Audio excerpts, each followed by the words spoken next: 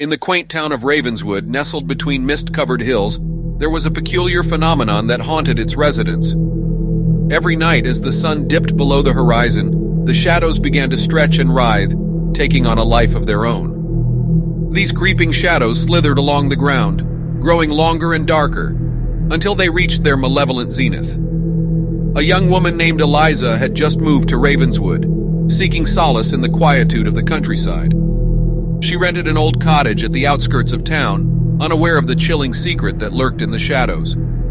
On her first night, she noticed the creeping shadows inching closer to her windows, their presence unnerving. As the nights passed, Eliza's unease grew into full-blown dread. The shadows seemed to be watching her, their inky tendrils brushing against her window panes.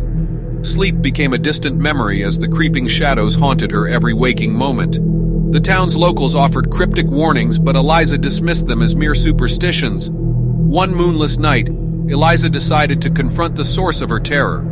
Armed with a lantern, she ventured into the heart of the forest that bordered her cottage.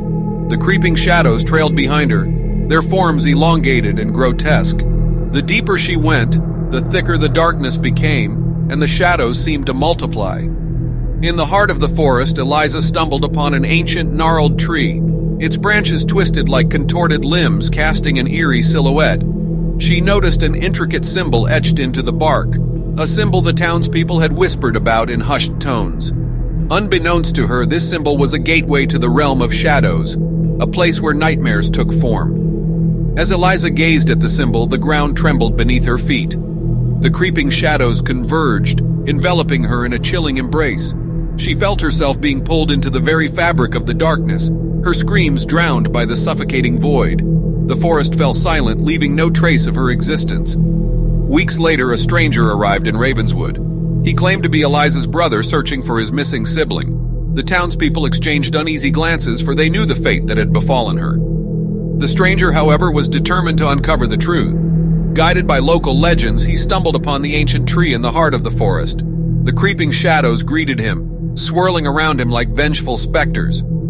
Undeterred, he reached out and touched the etched symbol. Suddenly, the shadows recoiled, revealing Eliza standing before him. The truth shattered his perception. The town of Ravenswood existed on the border between the living world and the realm of shadows.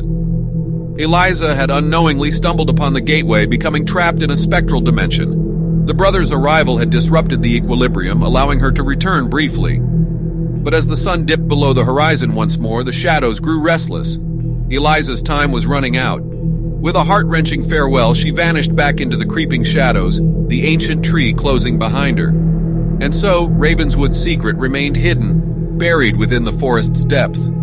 The creeping shadows continued their nocturnal dance, a chilling reminder of the unseen terrors that lurked in the darkness, a darkness that held the souls of the lost and the forgotten.